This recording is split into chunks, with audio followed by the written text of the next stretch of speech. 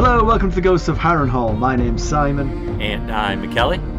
Thank you for joining us for episode 251 of our chapter-by-chapter book review of A Song of Ice and Fire by George Martin. Today we'll be discussing chapter 25 of A Feast for Crows. That's Brienne 5. And as always, we're going to chat about the chapter and try not to spoil any future plot points for you, unless, of course, you have a Buy Me a Coffee Sustainer tier that includes spoilers, then we will spoil things for you. Regardless, we hope to provide you some entertainment along the way. We'll summarise what happened, discuss our thoughts on it, provide some useful background, compare it to the television show, indulge a little pedantry and cover some relevant news and listener correspondence. Be sure to check out the show notes, they'll provide some additional information about the characters and geography of this chapter. How are you, Mackelly, in your empty nest? I'm doing all right in the empty nest. Doing all right. It's weird. It is weird, but we're surviving. Don't play violin music at this moment, people. It'll set him off. Oh, man. It is something. The move-in was pretty smooth. The departure was a little less smooth. Oh, no. But we were fine. Everybody's fine. She's had a good day. It's been one whole day, so, you know. Yeah. She making some friends and all that stuff, so. There you go. She will be fine and we will be fine. Just new world order for us here. But I got a story for you. Oh, I love stories. I need a story to pick me up because I'm actually feeling bad right now. Okay. It takes a lot to get to my heart. Yeah. Is it because Molly went off to college? It's not that. I'm glad Molly went off to college. I'm feeling bad for you, my friend. Yes. Well, thank you. I appreciate that. I appreciate the sympathy sadness. So about a week or so ago, Stacy asked me where this picture went that we wanted to put in a frame and hang on the wall. You know, the hallway on our first floor, we have a bunch of landscape photos framed. Yeah. So we went to visit They're Ethan. Beautiful. You're quite the photographer. Oh, well, thank you. We went to visit Ethan and this past March or April or so, and I took a nice picture of the city of Pittsburgh from Mount Washington with the incline going down the side of the mountain and all that. It was very nice. So we wanted to put it on the wall. We had a print made and mailed to us, and that was a while ago. Like, we got that print made at least a month ago. And so she asked me about a week or so ago where it was. And I said, I don't know. Where is it? So we have spent the past, since then, at least a week, probably longer, trying to figure out where in the world this photo went so that we could frame it and put it on the wall. And we started to question ourselves, like, did we actually have a print made? Maybe we didn't. We just thought that we did. And then this morning, I hear Stacy gasp and call me to her. So I go running to where she is, which is in the hallway. And she's pointing at the wall. And there on the wall is that picture in a frame hanging on the wall. We clearly framed it and mounted it on the wall and totally forgot that we did that. We've looked high and low for this picture. That is bizarre. And it wasn't in a unusual spot. It is in that hallway, which is like the main thoroughfare of our house. That is really weird. It is. Because I thought you were going to say, when you said it was there in the spot where you were planning to put it, you'd taped it up just to sort of get the perspective kind of right. thing. Yeah, it looks good. And then you'd forgotten you'd done that and walked away. That I could, but to actually frame it, hang it, and forget you'd done any of those things, that's spectacular. It started to worry Stacy. She was like, what is happening to us? Are we both of you at the same time? I excuse it by we had a lot of other things to distract us with our youngest going off to college and all that. But we were looking through stacks of papers and stuff, trying to figure out where it could have gone. We must have walked past that picture in the week or so. I can't even count how many times we've walked past it. Help me out here. Did you bang a new nail in, or was the nail already there? No, I put a new nail or screw, or how I haven't looked. I don't know. I don't remember what I used, but You see, now I have a terrible memory. But I can give you chapter and verse on every time I've put a nail in a wall because it's an event around my house. Like, take a picture of me with the newspaper pointing to the nail. It's the weirdest thing. And you know where That's it is? Weird. It is right above the light switch to come down here to the basement. Like, it's right next to the basement door, probably 6 inches or so above the light switch. Oh, it's on that side, yes. Not on the... We've expanded to the other side of Wow. it. Yes, everything used to be on the far side of it. Now we've had to move to the other side. So that's really weird, Mackelly. It is. Well, I appreciate that you find it as weird as we find it. I mean, if I was telling that story, all the listeners would be like, right. And what's the news here? Yeah. But you telling that story. I told that story to Ethan earlier today, and his response was, yeah. I was like, what? I think maybe he wasn't listening, but he didn't have a reaction. Or has a low opinion. Yeah. So I appreciate that you find it as unusual as I do. I'm worried about you now. All right. Good. I'm glad someone else is worried as well. How about you? How are you doing? I'm fine, thank you. Not much to report. Well, I will say, actually, I have my injury. My injury that has kept me from soccer appears to be on the wane, and I might actually get to start playing soccer again. In fact, I did play last Sunday for my over 50s team, and I bagged a brace, no less. I don't know what that means, but the way you said it sounds exciting. 2 goals. 2 goals. Bagged a brace means 2 goals. I mean, I wouldn't go around saying it. You'd seem like an idiot. You've got to be a pretentious Englishman, and then you can say it. Is 3 goals a hat trick? You got it. Okay, so that's the same as hockey. Yeah, right? that transfers. Okay, well, good for you, and I'm glad you're mending. Yep. That's good to hear. Yeah, definitely on the mend. And other things on the mend. Oldham, my beloved Oldham, have started their season with a win. I cannot, for the life of me, remember the last time we started the season with a win. We won 3-0, so we're actually second in the table as it stands. Did you? Now that's where you should take a picture with the newspaper. Yeah, you know what I should do? I should bang a nail into the wall and get both at the same time. A banner day in the McGrother household. All right, congratulations to Oldham. Good stuff. Well, anyway, let us get down to business. How did we leave Brienne of Tarth? Last we saw of Brienne, she was trudging through Cracklaw Point under the guidance of Nimble Dick Crab, accompanied by Podrick Payne. Their mission was to find a fool and his 2 companions, hoping that at least one of them would be Sansa Stark. Actually, I think that's funny wording to say that at least one of them. What if both of them were both of them were Sansa Stark? In the end, all 3 turned out to be remnants of the brave companions, and therefore not Sansa Stark. Nope. Dick Crab was killed, but Brienne in turn killed the men. She was then surprised by the arrival of Sir Hyle Hunt, former Tormentor, sent by Randyll Tarly to follow her in the event that she managed to find Lady Sansa. Sir Hyle helped her bury Nimble Dick's body. Mackelly, why don't we give a summary of this one? Okay. Well, Brienne, Pod, and Sir Hyle are headed back to Maidenpool. The trip to the Whispers was as pointless as fears, as you just so helpfully pointed out.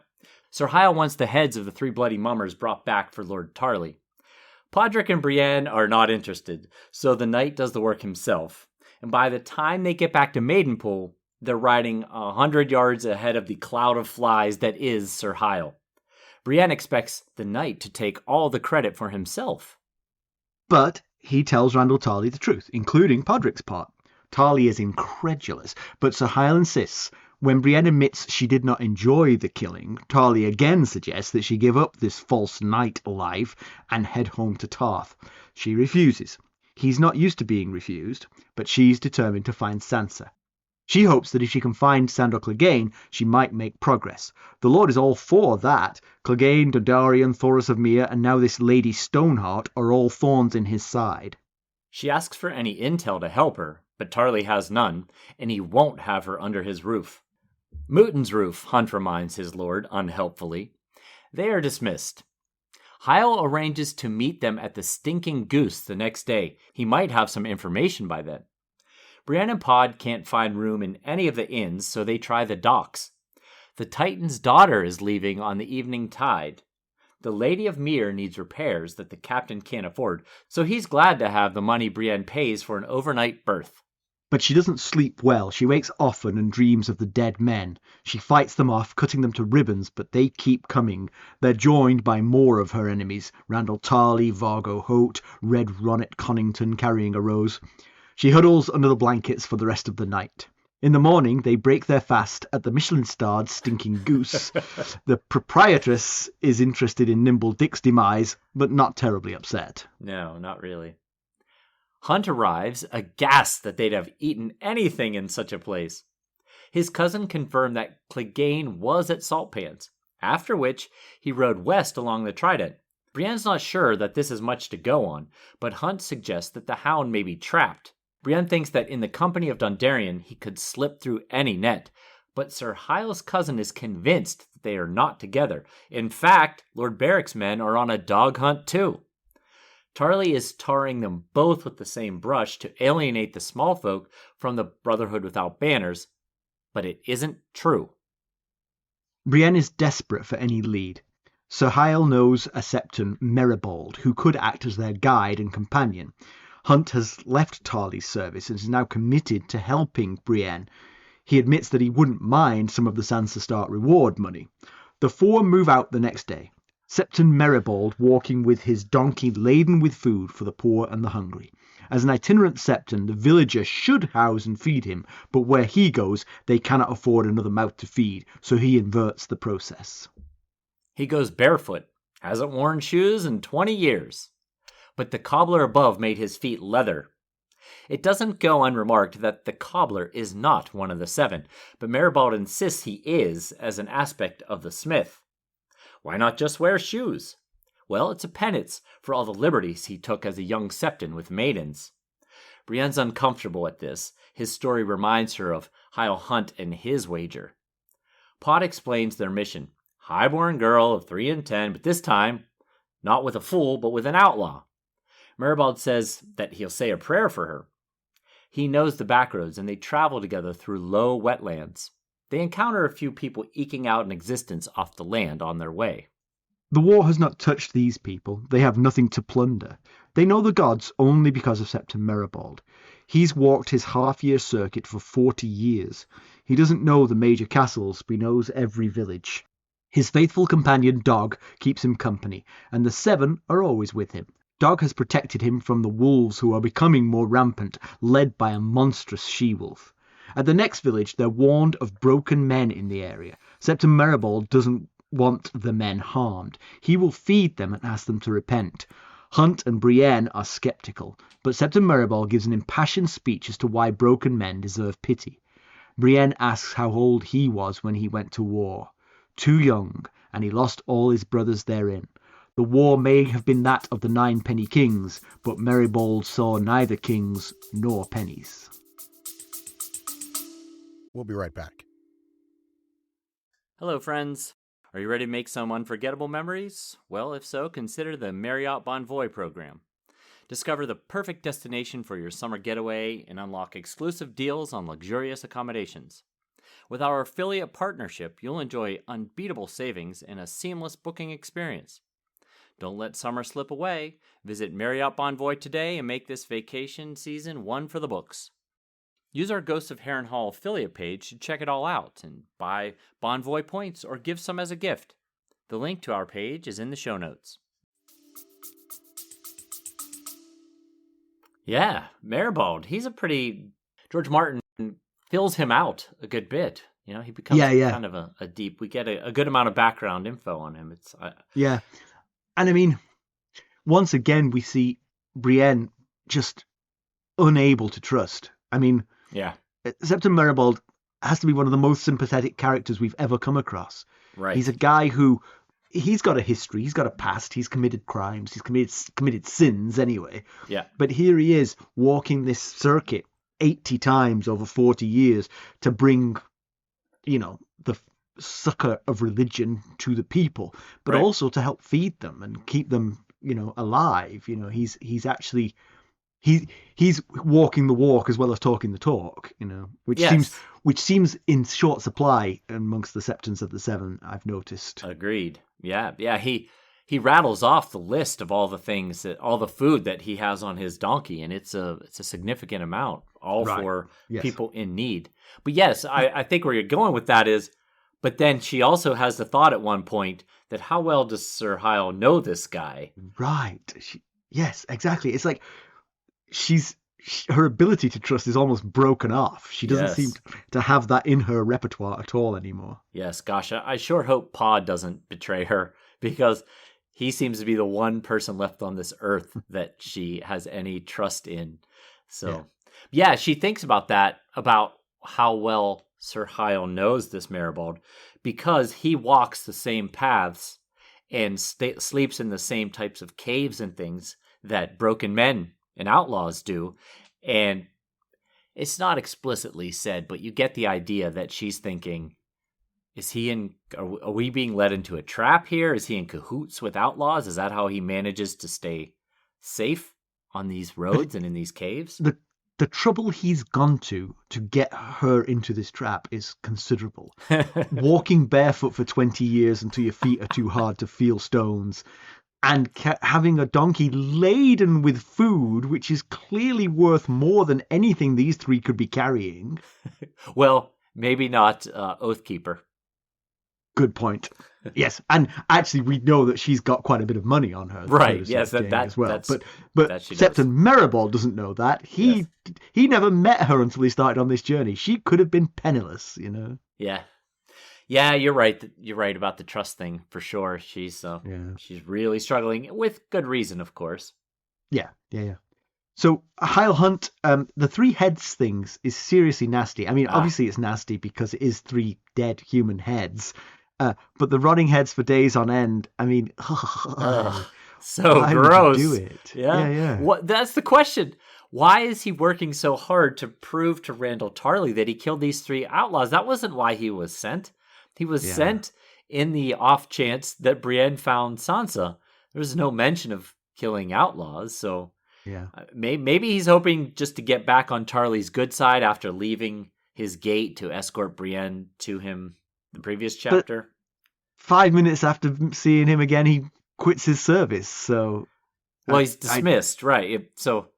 That's right. That's sorry. It was the other way around. He was dismissed for his unhelpful commentary about whose roof it was. That probably didn't help. That's for sure.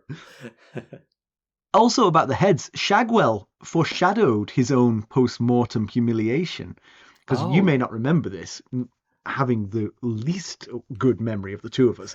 But after the fall of Harrenhal, Shagwell hacked the heads off two of Amory Lorch, not Armory. Not Armory. Amory Lorch's knights, and paraded them around the castle, holding them by the hair, doing like ventriloquism with them. I do remember this, yes. Now that you bring it up, I do, yes. And look at how he ended. See? What goes around comes around. Exactly. And I've got an interesting little bit of pedantry about this later on. Okay. Good stuff. Speaking of going around and coming around, if things go around and come around, Randyll Tarly has some really negative things in store for him. The thing about him is, I get being a curmudgeon. Believe me, I get being a curmudgeon. But the man goes out of his way to be unpleasant to people, Yes. He chases it down. He goes down, long tangents to get to someone and be mean to them. And it's like, just don't do it. Yeah. You're a senior lord of the realm. Right. In fact, Kevin, I think it was Kevin. Yeah, it was Kevin when he was talking to Cersei and she refused to make him Lord Regent. Then he said, well, at least make a strong hand of the king. And one of the people he mentioned was Randyll Tarly. And senior for sure. Maybe that's what he needs. Maybe he needs some more authority than just being Lord Mooton's roof stealer. Maybe that's the thing. Right. Yeah, it could be. He's just he's not reached his full potential yet, and so he's grumpy about it. He says I mean, first of all, he refuses Brienne hospitality. He won't have her under his roof. He calls her a curse on her father. He says, some men are blessed with sons, some men are blessed with daughters, but no one should have to suffer someone like you. It's just terrible. And he ends it by, live or die, just don't return here. So, I mean, I have friends who have children who are, between the two genders, and to say something like that about her father is just so. I'm sure Brienne was glad it was said to her, not to her father. Sure, yeah, but she is clearly accustomed to being spoken to in such a manner because she thinks to herself, words are wind. She doesn't let it get under her skin. She's the personification of patience and grace. And after this scene, when they're at the Stinking Goose later, Hyle Hunt tells her that Lord Randall told him that she could benefit from a good hard raping. I mean, it just keeps getting worse with this guy. And we know the things he's done to Sam, so right. We already know. Sam might be relieved to read the books and discover he's just a equal opportunity monster. He wasn't just picking right. Yeah, and he's either being intentionally vague with Brienne about the details of the Hound, or he truly doesn't know because she asks him questions like how many men ride with him, and he says 6, 60, 600. I don't know. Depends on who you ask. I believe that to be true. I think he gets completely random information all the time, and he's given up trying to fathom it, figure it out. He's like, some number. Yeah, and he's trying to put out there that story that the Hound is in cahoots now with Beric Dondarrion, but when he talks to Brienne, he says, maybe it's true, maybe it's not. Again, depends on who you ask. So he's not even giving her the story that he once spread out there. So, I've always had a lot of respect for Brienne, but the way that she took the high road with Randall and didn't let his terrible words get under her skin, just even more respect. Give me a thought experiment here, Mackelly. Could you do it?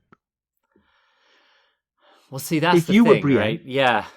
I probably wouldn't have a choice, right? I mean, he is the Lord in charge of Maidenpool right now. If you let's change the thought experiment then. You have a choice. It's a peer, not someone senior to you, but they say something as ghastly as that. Can you tamp it down? Do you have that kind of inner grace that Brienne has? I don't know. I would like to think I do, but I don't know if I do or not. I hope to not find out. You're closer than I am, because I know for a fact I could not. And the thing is, it flies in the face of my cowardice, because my cowardice would say, just shut up. Right. But my sense of injustice would overwhelm my cowardice, I feel. Yeah. I think I would say something like, who do you think you are talking to me like that, Yeah. You think you're better than me? All right. Let's do the decent thing and move away from Randall Tarly. Yes, let's do. More if possible. So let's switch gears to a little cameo that we get in this chapter by a certain ship that we're familiar with. That's the Titan's daughter. As she and Pod can't find any place to stay in the inn, in any of the inns, as we mentioned in the summary. And so Pod comes up with the idea, well, let's try ships. They have places to sleep. And so it's a smart idea, if you ask me. It really is. It really is. He's really thinking outside the box. Americans pay good money for that. A friend of ours sent us a catamaran, like it's a 5-bedroom catamaran. It was $20,000 per couple. We'll be right back. This episode is sponsored by Audible. To get a free audiobook, or 2 if you're an Amazon Prime member, go to our exclusive URL, audibletrial.com/ghostsharrenhal. You can find the link in our show notes. I was like, I'm too poor for that. Yeah. that was crazy. So expensive. That is a lot of money, Yeah. I think our boss does that. Really? once a year. Yeah. Wow. Hopefully, not $20,000 a room. That's He said it was north of 10. oh my gosh. Wow. Well, maybe Yeah. that just shows you how naive I am about the cost of vacations. It looks beautiful. But anyway, so yeah, the pair go out on the docks, and as they're looking for ships, she notices that the Titan's daughter has just, what would it be called? Pushed off? Whatever. And so yeah, so obviously what we're talking about is that Arya Stark was on that ship earlier. She caught it in salt pans and took it to Bravos. So clearly it has left Bravos and has come to Maidenpool. Yes. So it makes me think about what it must be like to ply the narrow sea, because it's pretty stormy and sort of shipwrecks happen. And I mean, they just bounce back and forth. Yeah, back and They forth. bounce back and forth until they get sink, basically. Right. That feels like that's the end game, right? It's gonna sink. Yeah. Well, especially this time of year, the storms seem to be pretty frequent in the fall, and less frequent but worse in the winter, I think, is what we heard in that Sam chapter. Right. So there was something so Brienne she and Pod finally get a spot on a ship that had almost sunk in a storm. Yes. That's how she can afford it, because they need money. Oh, that ship almost tapped out, but it made it to Maidenpool. And so she's having bad dreams, and she keeps waking up. And at one point, she just wakes up and stops going back to sleep. And she hears the sound of thunder and thinks of the Bravasi ship that sailed on the evening tide. And I wondered, why is she thinking about that one random ship that happened to be pushing off as she was walking up the dock? She stopped at plenty of other ships. Because that one is out on the open sea in the thunderstorm. Oh, yes. That's a very good explanation. They're safe in the harbour. They're not going to sink in the harbour. But that guy, the Titan's daughter, has got Captain, to ride that out. Captain Ternicio, he's he and his boys could be in a pickle. I was wondering, why she thought of it. Yeah, that's you're probably right. Now that you mention it, it makes it makes perfect sense. I was thinking that maybe she was thinking about that ship and thinking about how far away Sansa could actually be. Like that ship was taking off. She could be anywhere in the known world. Then I thought possibly the thunder reminded her of the Titan's roar, because it's a Bravasi ship, and the Titan's roar, it's sunrise, sunset, I think the hours of the day. So, but I don't think she's ever been. I'm pretty sure she's never been to Bravos. So, I think your they're safe in the harbor story makes the most sense. Yeah. One of the ships we didn't mention that she tries is one called the Sea Strider. They're headed north. Their first stop is Gulltown, and they end in White Harbour. She and Pod have thought about going north to see if Sansa might have gone home, even though they don't think she has a home. But Brienne basically abandons that in favour of, they have a lead, so let's follow that lead. The Hound has a Stark girl. Again, she assumes it's Sansa, but in actual fact, we know it was Arya. And she got that news from Timeon of the flies and the lack of body. The flies and lack of body, right. If she was so close to getting back on track by heading to the Vale with it stopping at Gulltown, but, Yeah, that's true. She almost got back on track, but I get it. I mean, I sort of get it. I guess might as well track down this lead of the Hound first, but someone said he had a Stark daughter, and it doesn't seem like Sansa and Littlefinger are in danger of leaving the Vale anytime soon. So, this is true. This is true. I guess she has time to track this down first. On the subject of the nightmares, I want to back Brienne in her life choices for sure. I mean, she's living the life she thinks she should live, and I'm going to back her in that. But if she's going to keep wandering Westeros armed with a Valyrian steel sword, she is going to have to grow some calluses about killing people, I think, because there are people who are going to want to kill her just because she's carrying that sword. In the time that she is wandering Westeros right now, it's about a given. Yeah. And some of those she will have to kill will be less horrible than Shagwell, Pig, and Timeon. True. These ones were pretty all of clear whom cut. Had it coming. You know? They were literally trying to kill her, so right. all self-defense. Yes, I mean, she may have to kill nicer people who attack her in self-defense. She might meet a hungry guy who wants the Valyrian steel sword so he can sell it for food. Yeah, and he may just be poor. That's pretty much what Maribald says is, yes, Brienne's right, we do have to be wary of broken men because, they're trying to survive and they may attack us. And she asks a silent prayer for herself when Maribald says, I'll say a prayer for Sansa. She thinks to herself, and for me, to find Sansa and to give me the strength to defend her, but she doesn't want to say it out loud for fear that Sir Hyle will hear it and mock her in her woman's weakness. So, she's clearly concerned about it as well, that whether she has the fortitude to do this or not. Probably most knights on this kind of mission would also pray for themselves to have the strength to see it through. Yes. Just telling her. Yes, they would. Yes.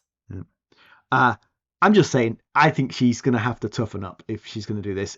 It's awful to kill people guessing, not knowing. And it would haunt you. Right. But yes, she's heading in a direction on a path where this is not going to be the end of it. And she's going to have to sleep through it. Yeah, that's a very high likelihood. I agree. Yeah. Or change her life choices. That's the alternative. Right. Maybe go back to a life of needlework and silent prayer. Yeah. Right.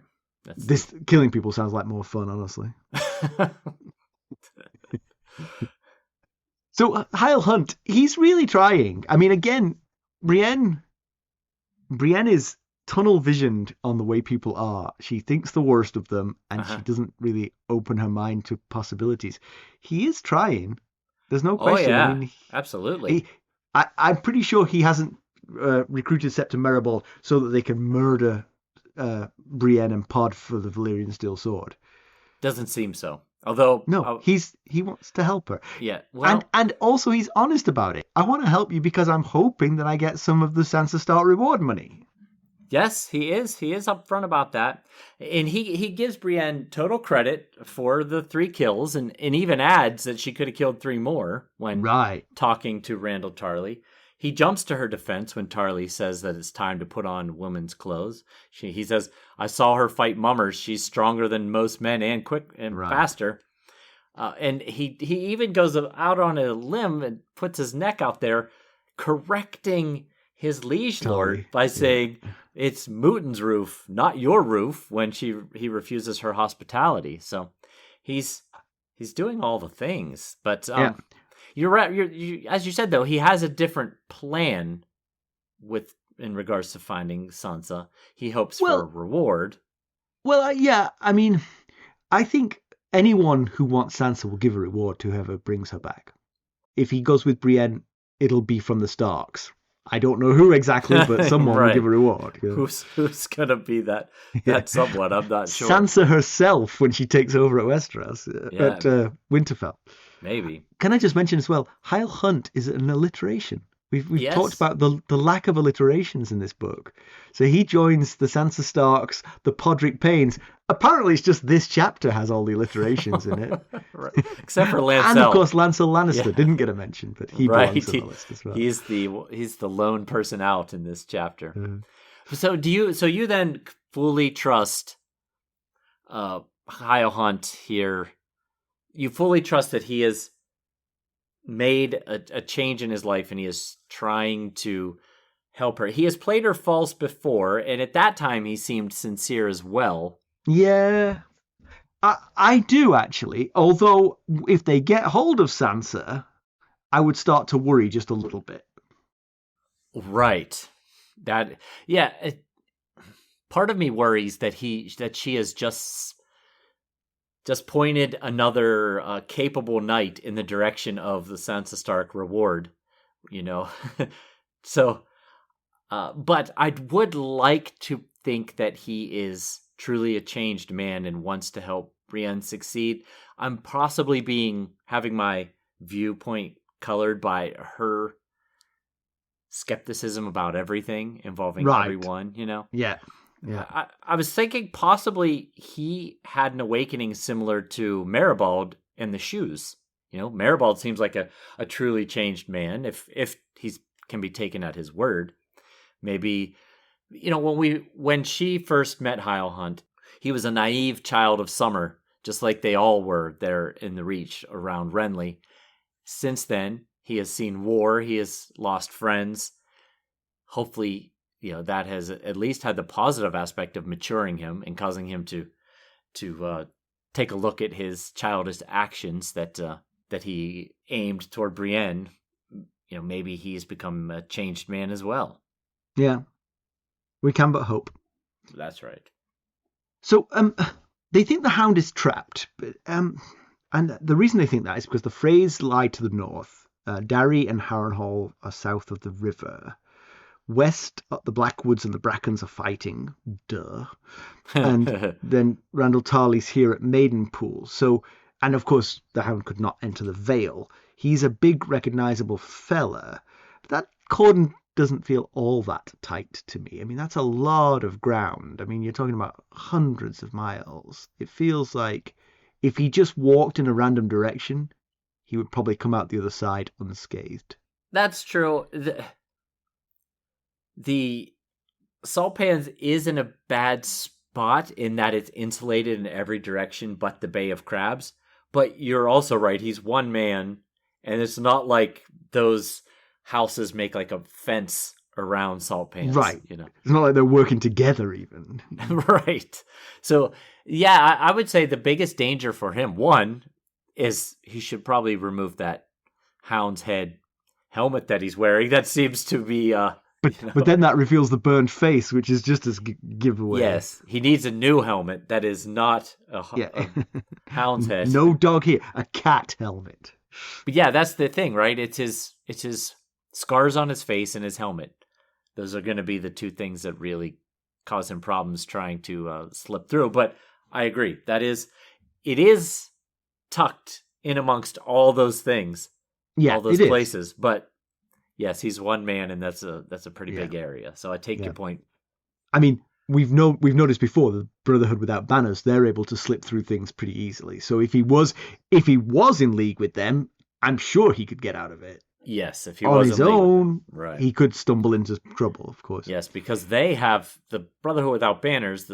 They have the support of the small folk, and the Hound never will. No, and the reputation that he's gotten certainly isn't helping that matter. Right, and of course that's why Tarly's attempt to tar them with the same brush, the Brotherhood and the Hound, probably isn't going to work, because the small folk have met the Brotherhood and they like them. They know that they're trying to do right by them, and everything they hear of the Hound is the opposite. So they're not going to see those two things as the same. Right, it doesn't match up very well, does it?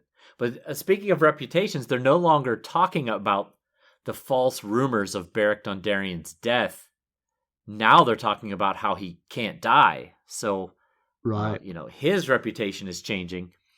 The way we know this is because Hyle Hunt says that, referring to Lady Stoneheart, that Stoneheart was kissed by Beric Dondarrion and can't die just like him.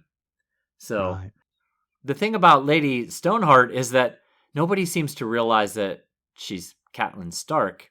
The description is that Hyle Hunt gives us is that she was hanged by the Freys, kissed by Beric Dondarrion, and brought back to life. But apparently, she doesn't look like she did before, obviously. But no one's put it together. Those are life events that could change one's appearance. Yes. The face down in the water for a couple of days, also. Yes, exactly. But, no one's put it together yet that the reanimated woman is Catelyn Stark, it seems.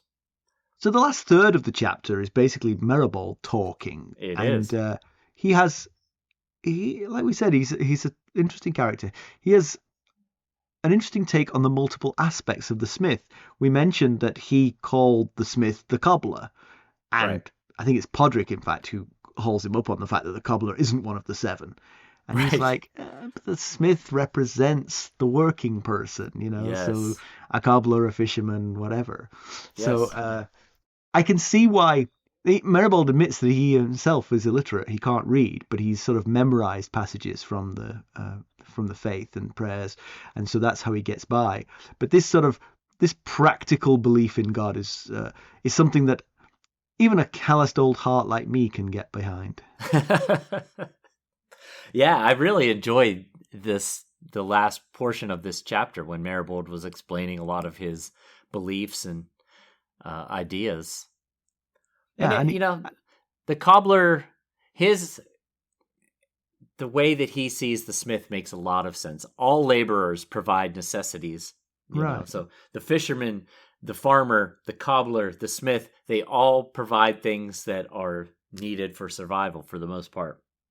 Yeah. So yeah. I like it. And he seems genuinely dedicated to serving the people. I mean, again, through Brienne's eyes, it's just a ploy to rape and kill her, but it does seem that he is genuinely selfless, honest, caring towards his flock. And his flock is a considerable flock and a difficult flock to reach. He has to go on this considerable peregrination every year to visit them all.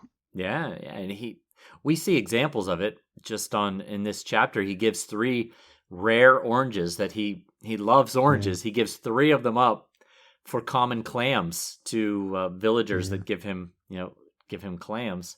And I wonder how the economy of Septon Maribald works, because I wondered it too. Replenish. Yes, I mean, I wondered that same thing. I wondered if maybe while he's in cities or towns like Maidenpool, does he charge for absolution and things of that nature? Or perhaps the septons of the towns give him a little to help him spread the word to the outer reaches. Right. That could be. He stops in at the bigger towns and they give him some coin to that makes sense.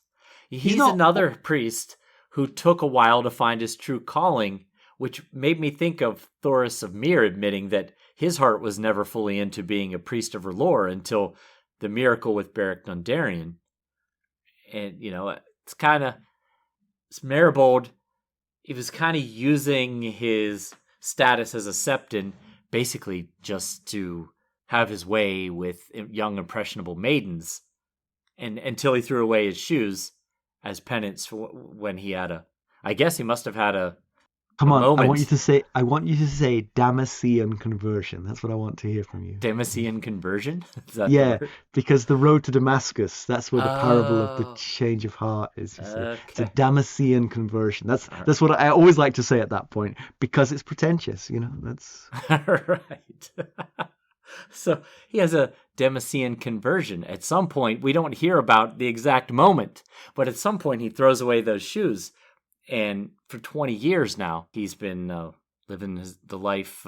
And he's not, his basically monologue is also, it's kind of practical as well, because he actually knows a little bit about the goings on in the Riverlands, and in particular the giant pack of wolves that has sort of gravitated around this huge she-wolf, who is grim, grey and huge, which sounds a lot like Nymeria or a wolf. Exactly. Nymeria fits, so does pretty much every other wolf I've ever seen, except for Shaggy, who I think is all black. Oh, there you are. We've crossed one off the list. It can't be Shaggy. It's not Shaggy. Yeah, that's funny. Yeah, we keep hearing about this pack of wolves, and it makes me wonder if Martin is building to something with this pack in what seems like Nymeria. I would love to see him work Nymeria back in somehow. It's hard to picture it happening with Arya and Essos, but Sansa lost Lady. Possibly she could be the connection. Oh, Sansa and Nymeria. Interesting. Although Nymeria might look at Sansa and say, I know what you did. I mean, I know she didn't do it, but, you know, she didn't look after her sister. Right. Yes. That is a concern, I guess. Yeah. So, Septon Meribald's, you know, he like we said, he's led a life, and his speech about the broken men is well worth a read. I mean, we can't Yeah. really do it justice. It really is. But it's good. basically about, I mean, we skipped over it because it is long, but it's basically the plight of the commoner dragged into a High Lord's war. And it's met with like an awed silence from the other three when he finishes. And that's entirely appropriate. And I wasn't sure where the story would go from that point onwards, but it's kind of like, it's nicely done because it goes to Brienne's character that she recognizes the underpinning of this story is the fact that he himself went through this as a very young man. I mean, I think, did he say how old he was when he was taken? No, I don't think so. Just too young is what he says. Yeah. Oh, he said he was around Pod's age. So right. Early teen years. Right. Meribald himself was dragged away and made to be a child soldier. In the War of the Ninepenny Kings, cost the life of all of his brothers. He was the only one to come out of it. Sort of, yep. And presumably had his own sort of Damascenean conversion at that point to the life of a sept. Yeah. So his speech is clearly very personal. Too personal with too many intimate details about like wounds on wounds and clothes disintegrating and lost with no way home, realizing all your kin is gone. It's too specific to merely be an observation. So it certainly seems like he experienced it himself, and Brienne picks up on the personal nature of that speech.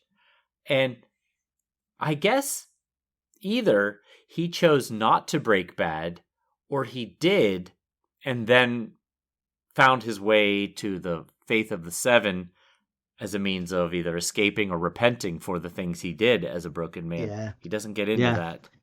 I think one of the sort of like one of the truisms of the story is that he himself is a broken man in some ways. That everybody who goes through that breaks at some point, and he himself broke, but he came out of it. He came out the other end of it, living a life of meaning and purpose, and that's you know, a testament to him as well. Yep. Okay, well that's the end of that. Let's do some spoilers if we can.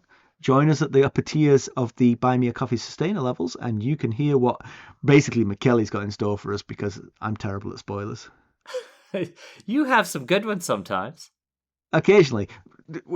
You were, this wasn't a spoiler, this was a backwards spoiler, but you could not believe that I came up with the Shagwell I reference. know. I was impressed and proud, both at the same time. I stumbled upon it. I didn't remember it. All right. Thank you for the spoilers, Mackelly. Now, how about some background? All right. You've predicted the future. Now give us the past. Okay. Well, Septon Meribald fought in the War of the Ninepenny Kings, as you mentioned, and lost all of his brothers in the process, something you also mentioned. We've talked about the war before, but it's been a long time, and we really only covered the bare basics at that time. I think it was like chapter 58 of a Game of Thrones or something. So here's a little more details about the War of the Ninepenny Kings. Well, the rumblings of the conflict began in 258 AC, which was late in the reign of King Aegon V, Egg, when a group called the Band of Nine began a power grab to win kingdoms for their members. Membership included Maelys Blackfyre, who killed his cousin Daemon to gain command of the Golden Company. As a Blackfyre, it's probably not a shock that the kingdom Maelys had his sights set on was actually 7 of them. No. See what I did there? Yeah. See. The war began in earnest in 260 and primarily took place on the Stepstones, which is a group of islands between Dorne and the disputed lands of Essos. It was a bloody affair where many a good man was lost, including Robert Baratheon's grandfather, Ormond Baratheon, the hand of the king to now new King Jaehaerys II. Ormond at the time had command of the king's army, up until the point where he died. Tywin's uncle Jason led the Westermen and was also killed in action. But the war is also where many important relationships to this story developed. It's where Tywin Lannister, Aerys Targaryen, and Steffon Baratheon developed a friendship, including Tywin being honored with knighting Prince Aerys for his valor in the field. And it's also where Hoster Tully and Peter Baelish's father fought side by side, which ultimately led to Hoster fostering Peter. And is where Jon Arryn, Rickard Stark, and Steffon Baratheon became friends, culminating in Jon Arryn fostering Ned and Robert. Oh, interesting. Finally, it's where a young Sir Barristan Selmy earned himself a future spot in the Kingsguard when he mowed a bloody path through the Golden Company to cut down Maelys Blackfyre and end the male Blackfyre line once and for all. Wow. This is consequential. I didn't realize how consequential the whole thing was. Right. All the things that were, led to this story as we know it. Mm-hmm. A lot of it was founded in the the Nine Penny Kings. It's kind of, it is to the early part of this story as the tourney at Harrenhal is to the later part. Yes. Precursor to that. I like it. Comparison with the television show. None of the Hyle Hunt, Randall Tarley storyline was kept. In the show, Brienne hits the Riverlands much sooner. There she gets good intel, which I'm going to pass over exactly how, because that might be a spoiler, that Arya is traveling with the Hound. But the timeline is very different, so the information is actually correct at the time. She actually sees Arya before Arya goes to Bravos. I think I've mentioned this before. But Arya hides from her and she's unable to capture her. So that was more agonizing than just seeing the Titan's daughter leave, which was as close as she gets in the book so far, at least. Pedantry Corner. This is unbelievably pedantic to even bring this up. But Shagwell was once described as a wispy fool. Now, what does that conjure for you, a wispy fool? Thin hair. Thin hair. Yes. That's it. That's the key part, okay? Hyle Hunt tied the heads together by their hair. Uh-huh. You're right. He did. I don't think Shagwell had enough to make that happen. The only thing I can think is that Pig and Timeon are sufficiently hirsute that he was able to weave a hammock into which Shagwell's shiny pate was placed.